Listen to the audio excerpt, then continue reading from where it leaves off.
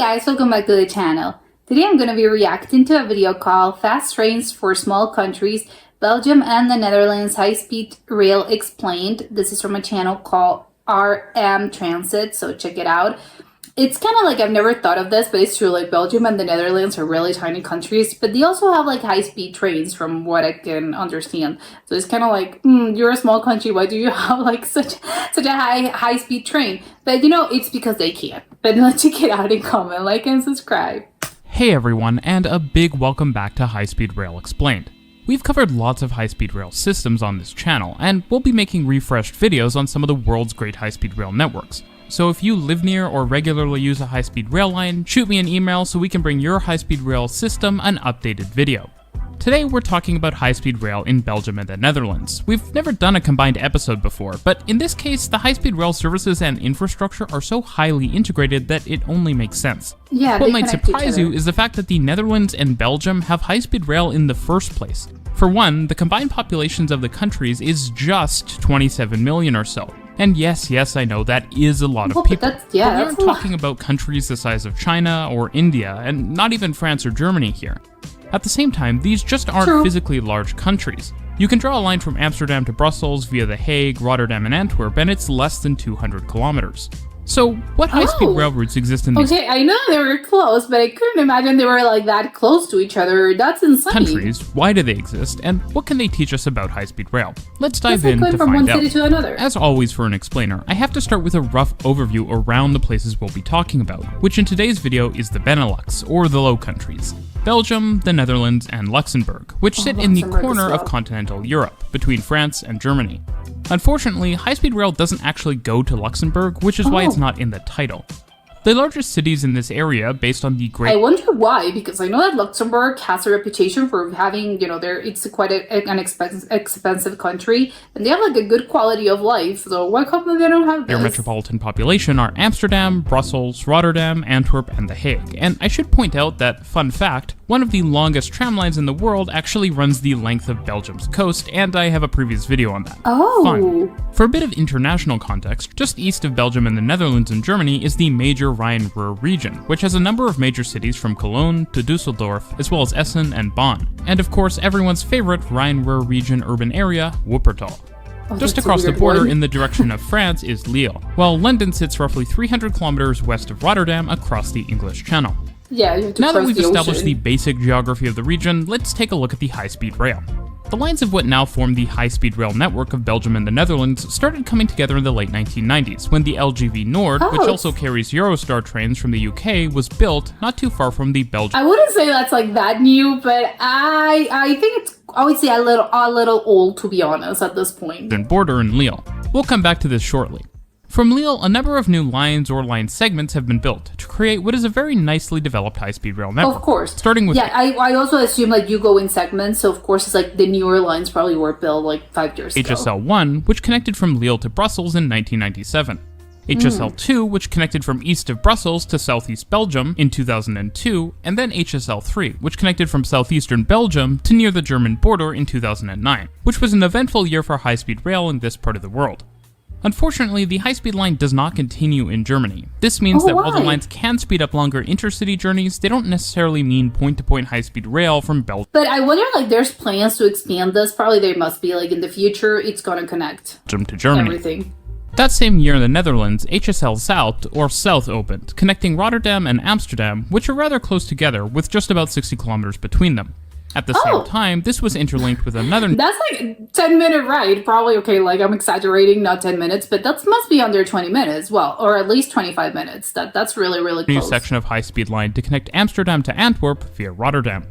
Now, all of these lines are built to European standards, with top speeds of 300 kilometers per hour, and all of them use ETCS Level 2, except for HSL2, which uses ETCS Level 1, and HSL1, which uses French TVM tech, also used on the British side of the Channel Tunnel on High Speed 1. As you'd probably expect, electrification is also at the very much standard 25 kV AC. This is despite conventional railways using 3000 volts DC in Belgium and 1500... Is that more? Is that less? I don't know, I failed physics. volts DC in the Netherlands, something which they are considering raising for more power. Now, you might have noticed that the network does leave a somewhat problematic gap between Antwerp and Brussels. Yeah, Part of this has been filled by the Spoorlijn 25N, which was built out in the 2010s, but this line is not used at its top design speed of 200 km per hour and instead at 150 km per hour for some reason, which could be power or signaling related. Similar situations exist in Sweden, for example, as I discussed in that high-speed rail explained. Like, I think it's still faster than like going by bus or like, but they don't have a subway or by car. But still, I'm surprised. Of course, unlike in say Japan, high-speed rail lines also do not extend directly into the centers of the largest cities anyway, and so conventional line compatibility is already something these high-speed trains have. Oh, it's compatibility. The question posed at the top is also important. Given how small the Netherlands and Belgium are, what role does high-speed rail play for them? Well, one answer is clearly international travel, including between the two countries, which is where a lot of the high-speed rail service is oriented, and this does have clear benefits in limiting the size of airports required by the various cities as well as highways, not to mention the more environmentally friendly, convenient, and space-efficient nature of rail. International trains run on a number of different services. The first of which I'll talk about are from Thalys, which provides hourly high-speed trains from Amsterdam to Paris that stop at all major destinations in between, including Amsterdam Schiphol Airport.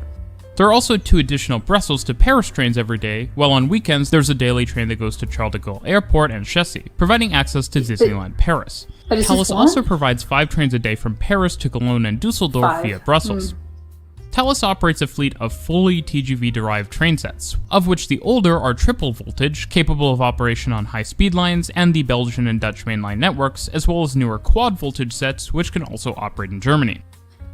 Is it more expensive to have high-speed trains just because of the lines and all of that? And of course, the electricity, it's more, right? So of course it's going to cost you more. Speaking of trains to Germany, Deutsche Bahn also provides intercity express services from Brussels to Cologne. 6 per day, in fact. And they continue onwards to Frankfurt Airport and Frankfurt proper.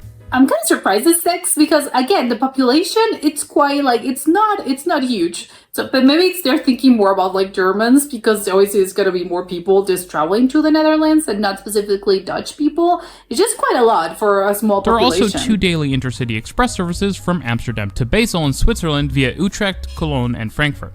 These 2 really small countries, so that's why they only have 2. Services are provided using ICE 3M trains from the Siemens Velaro family. Finally, you have the Eurostar services, which can't actually be used for trips entirely in the EU.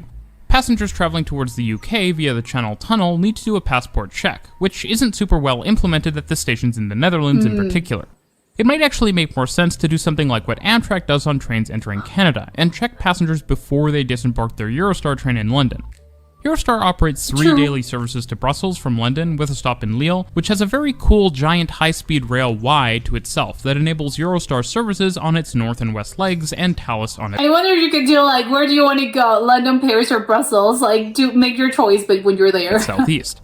There are also 4 daily Eurostar trips that run from Amsterdam to London, stopping in Rotterdam, Brussels, and Lille. Eurostar operates a mix of very long, nearly 400-meter TGV-derived E300 sets and E320 sets, which are based on the Siemens Velaro platform. If there is one thing that would be great to see more of, it would be airport connections. There are still numerous flights between Charles de Gaulle and Schiphol, for example, despite their direct high-speed rail link to one another, albeit with only 1 daily service operated 2 days a week. This should be able to substitute for a lot of flights, especially as both KLM and Air France are SkyTeam members. This could potentially be extended to Frankfurt, which is another major European hub airport. Now, I've talked a lot about international service, but the lines are also used domestically, just not necessarily how you would expect. For more on this, I'll pass it over to a friend in the Netherlands. Thanks, Reese. One of my favorite things about the Belgian and Dutch high-speed network is how much the high-speed lines are used by non-high-speed trains. There are generally only 1 or 2 true high-speed services per hour, so it's nice that the spare capacity of the high-speed lines is used to speed up... How many they have to... I mean, that's a lot per hour, so where are the others? Conventional it's like a train every 5 minutes. Rail services as well. The most extreme example of this is the HSL Zuid between Amsterdam and Rotterdam. In addition to the 19 high-speed trains per day in each direction, it's used by 83 conventional trains per day, which are all NS Intercity Direct trains. The Intercity Direct is by far the most frequent conventional train service on the high-speed lines in Belgium or the Netherlands. As of 2022, the service pattern consists of 1 train per hour from Amsterdam Centraal to Brussels Zuid via Rotterdam and Breda, 2 trains per hour just from Amsterdam to Breda, and an additional 2 trains per hour just between Amsterdam and Rotterdam. But it There's seems also fine. a second route which has 2 trains per hour from Den Haag to Eindhoven, which That's also a lot. uses the HSL between Rotterdam and Breda. Intercity direct services are currently operated by Bombardier Trax locomotives with a top speed of 160 kilometers an hour, which is barely half of the 300 kilometer an hour speed limit on those lines. But The still, it predecessor seems to a the lot. Intercity Direct, known as Vira, actually used 250 km an hour trains starting in December 2012. But due to catastrophic reliability issues, those trains were removed from service after only 39 Catastrophic? days and were returned to the manufacturer. Oh my As god. you can imagine, that's disaster. quite a story in itself, but we'd need a whole other video to cover Yeah, that. what? Within Belgium, there are 2 other ordinary intercity services which use the high-speed lines. On weekdays during the peak periods, there's an hourly shuttle service from Noorderkempen to Antwerpen Centraal, which alternates with the hourly intercity direct service to provide a blended 30-minute service for commuters into Antwerpen. The Belgian intercity service which makes the most use of the high-speed rail network is the Intercity Line 1 from Ostende to Eupen, which runs hourly and uses HSL2 between Leuven and Liège. Unlike with the Noorderkempen shuttle, the NMBS does try to ensure that the trains allocated to IC1 all have a top speed of 200 km per hour. As a result, the line is able to average 131 km per hour between Leuven and Liège, which is the highest average speed of any conventional train in Oh, it's Belgium the or the Netherlands. highest. There are also a few special conventional trains which use the high-speed lines in Belgium, such as the summer Kust Express trains which run a couple times a day from Liège to the Belgian coast at De Panne. The ÖBB Nightjet sleeper train from Brussels to Vienna also uses HSL2 and Oh, they go to HSL3 Vienna. as it travels east-west through Belgium. In the next couple Oh. years, some big changes are planned for the Intercity Direct in the Netherlands. Most importantly, a new fleet of Alstom Coradia Stream trains, known locally as Intercity Nieuwe Generatie, or ICNG, Oh, the new will finally generation. replace the rented Bombardier Trax locomotives on Intercity Direct services starting in So they'll be 2023. better. These new trains will increase the speed of those services from 160 kilometers an hour to 200 kilometers per hour on the high-speed lines. Also in 2023, NS plans to increase the frequency of the Intercity Direct main line from 5 trains per hour to 6, and extend the services more. to the north of the Netherlands, with branches heading to Leeuwarden in Groningen. Oh, I love it. In order to provide a more direct route to the north and reduce train traffic congestion at Amsterdam Centraal, the line is planned to bypass the center of Amsterdam and instead serve Amsterdam Zuid station. An interesting feature of this Oh. extension is that it runs along the Hanse line, which is almost a high-speed railway. At the moment, trains on that line are limited to 140 kilometers an hour, since they're still operating under the old automatisch treinbeïnvloeding signaling system. But the line is also equipped with ETCS, and trains using it are permitted to operate at 200 kilometers per hour. The ICNG fleet is also equipped with ETCS, so in theory, it should be able to reach 200 kilometers an hour between Lelystad and Zwolle. In theory. But according to the NS website, they still haven't decided at which speed they'll actually operate along the line, Oh, and you it have could to be as decide low this as 160 kilometers per hour. But why? Countries around the world could Go learn from the maximum way that speed. Dutch and Belgians use the spare capacity on high-speed lines to also speed up conventional rail services.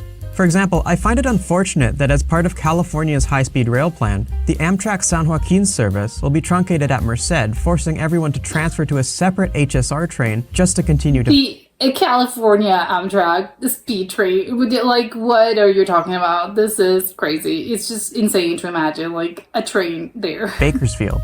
Like, what the trains, like, what like they have in Europe, in California? Like, what? The trains that Amtrak California uses on the San Joaquins can run at 200 kilometers per hour and are physically compatible with the new high-speed line. So it would technically be possible for the San Joaquins to run along the high-speed line and serve the local stations such as Merced, Madeira, and It's Kings quite Tawari, local. while the 350 kilometer an hour trains between San Francisco and LA make limited stops. All the minor stations along the California HSR line will have passing tracks, which would make it possible for slower services to share the line without slowing down those fastest high-speed rail services. The main reason this isn't planned to be done is that the US Federal Rail Administration does not currently allow conventional trains to share the line with trains operating at very high speed, the way that it currently happens in the Netherlands and Belgium. Why? Is it unsafe Thanks or something? Ontario Traffic Man for that. Make sure to go check out his Dutch railway videos, they are excellent. I think there's actually a lot to consider here when it comes to the intersection of intercity and regional travel in the future, especially as more countries build high-speed lines and more cities consider building higher-speed regional rail services, such as Delhi with its RRTS and Seoul with its GTX, especially in smaller urban areas or on routes where intercity travel demand may not take up all of the capacity of a high-speed line. It may be worth considering how both of these uses can come together and create more benefit for more different types of trips. Of course, in the more immediate future, changes can probably be expected. For one, the service from Amsterdam to Cologne is likely to get faster as with other routes over time as signaling transitions from mixed to fully ETCS. This will allow trains to run at 160 km per hour for more of their route. Another thing you might not have realized is that Eurostar and Thalys have merged and will now simply all be Eurostar. At the same time, service could change substantially.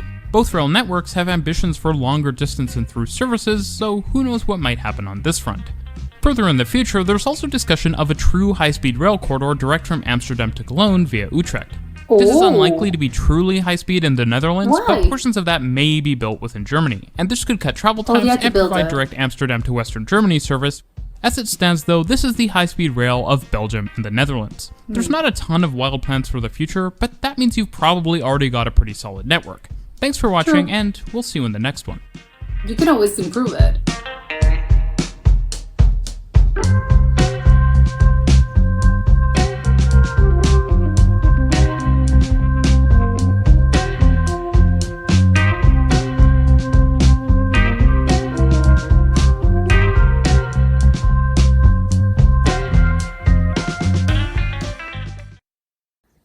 I was thinking like how incredible it must be to have obviously all of these high-speed trains or the rails, and obviously they're not necessarily, as he explained, they don't necessarily have to be high speed, but you can do still something that's quite similar and still goes to a great speed of like, I don't know, 200 and something, which while not technically be high speed, like it's still quite fast.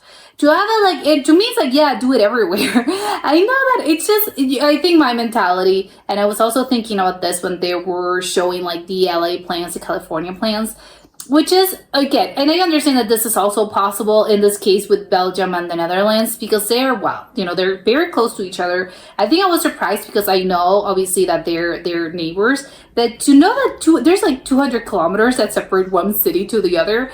I think you just know it geographically, but the actual distances are not something that I don't really like pay that much attention, or have never paid that much attention to before.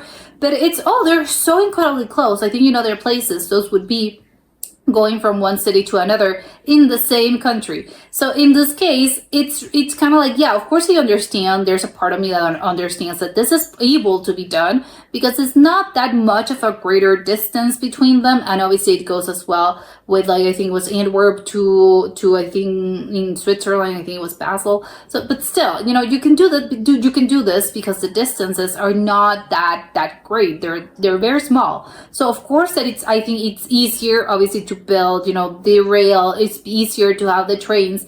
So in theory, like, could this be done? Of course, like they were showing us in the California one.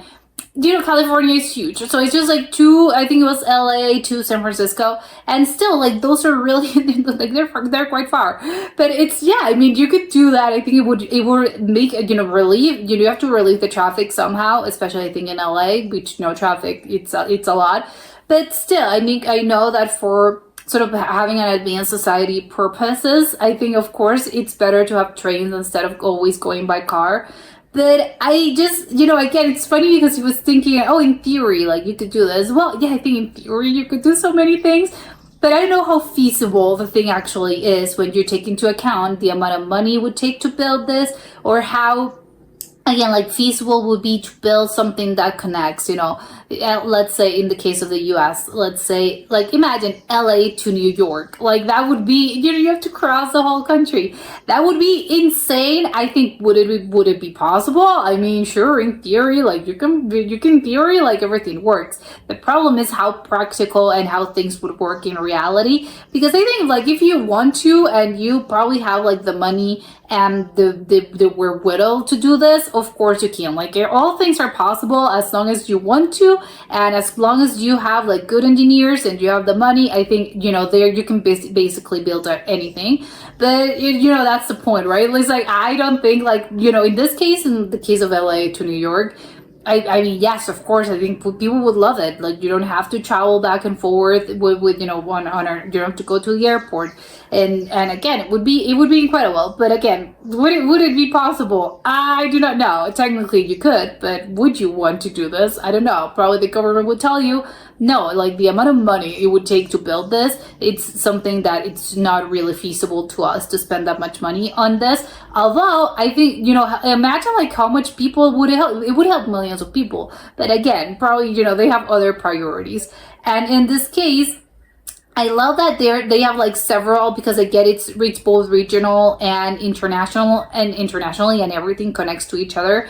And again, that's one of the advantages I think that Europe has, is because you can. And I know that it's, all of those things have been around for decades at this point, so it's something that's like a different mentality. But also again, because they can, because everything's so close to each other that you're probably used to this. Like imagine like I can't really, it's crazy, I know that it exists, but imagine like the average American, like imagine just going by train from this city to like another. It's just kind of crazy. People would not really be like, what? No, I'm not using it. Why wouldn't I use my car? It's because this is better. It's a high-speed train. You don't have to get your car, for sustainable reasons. And for you, that's better. Although I understand like driving is good, but imagine not having to drive just because you want to drive. It's because you want, you need to. And a lot of the things are just, I have to use my car. But sometimes, a lot of these people I'm not saying they hate driving, but it's like, no, I don't need a car. Like if I want a car, I can use it, but probably I only use it during the weekends, just because I want to like unwind on something. It's not like I'm being stuck in traffic for, because I have to. No, use the train. Again, I love it. If it were up to me, like if I were president, prime minister of any country, I would be like, yes, let's build everything. But I know, yes, that's why it's not feasible. This is what I was talking about. But I think in not being practical, just being, again, in your perfect world, yes, we should build trains and high-speed trains that take us everywhere. Yes, because they're amazing. Like it's one of the advantages we have, as a society. We have trains that go like so incredibly fast, that take you places, and they connect everything, and there's no need to like even think of a car. I love it, again, because if you want to use a car, well, you want to, and that's your prerogative, and it's great. I also love, I love driving, I like cars, but yeah, you do it because you want to, not because you need to. And in this case, of course, it would be the perfect solution.